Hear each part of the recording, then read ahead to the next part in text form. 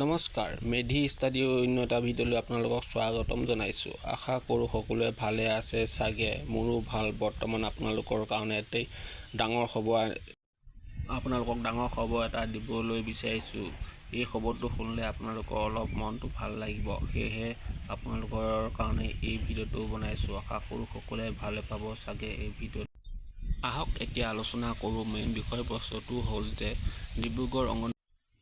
ডিব্ৰুগড় অংগনবাদী সন্থাই এখন নটিচ মুখ্যমন্ত্ৰীৰ হাতলৈ প্ৰেৰণ কৰিছে যে তেওঁলোকৰ দৰমহা পুনৰ বৃদ্ধি কৰিবলৈ তেওঁলোকে সেই পত্ৰখনত উল্লেখ কৰিছে আৰু পুনৰ বিবেচনা কৰিবলৈ অনুৰোধ জনাইছে যাতে তেওঁলোকৰ যিখিনি প্ৰাপ্য ধন সেইখিনি ভালদৰে পোৱা নাই আৰু যিখিনি পাবলগীয়া আছে সেইখিনি একেবাৰে ঘৰখন নচলে। সেইকাৰণে মুখ্যমন্ত্ৰী ডাঙৰীয়ালৈ এখন পত্ৰ প্ৰেৰণ কৰিছে যাতে তেওঁলোকৰ দৰমহা পুনৰ বৃদ্ধি কৰিব লাগে বুলি।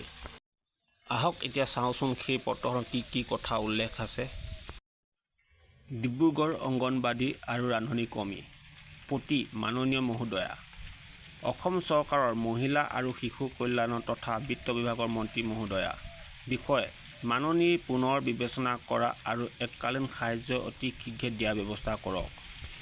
মহোদয়, সন্মান সহকাৰে অতি দুখেৰে আপোনাক জনাওঁ যে যোৱা জুলাই মাহত অসম চৰকাৰৰ কেবিনেটত কৰ্মৰত ৰান্ধনী কৰ্মী, অংগনবাদী কৰ্মী আৰু সহায়িকাৰ দৰমহা ক্ৰমে 500 টকা ৰান্ধনী কৰ্মী, 1500 টকা অংগনবাদী কৰ্মী আৰু 750 টকা অংগনবাদী সহায়িকাৰ টকা বৃদ্ধি কৰাৰ কথা ঘোষণা কৰিছে।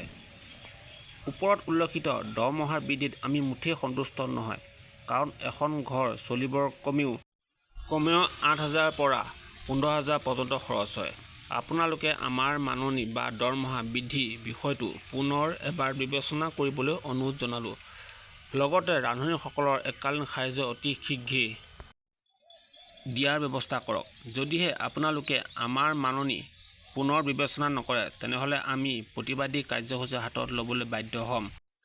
দেখিলে নহয় ডিব্ৰুগড় অংগনবাদী সন্থা আৰু ৰান্ধনী কৰ্মীসকলে কি ধৰণে এখন পত্ৰ মহোদয় মন্ত্ৰীলৈ প্ৰেৰণ কৰিছে। আপোনালোকে যাতে গোটেইবোৰ অসমৰ যিমানবোৰ ডিষ্ট্ৰিক্ট আছে বা জিলাৰ সকলোৱে একোখন এনেধৰণৰ পত্ৰ প্ৰেৰণ কৰক যাতে মুখ্যমন্ত্ৰীয়ে পুনৰ দৰমহা বৃদ্ধি কৰিবলৈ বাধ্য হয় যাতে। ধন্যবাদ।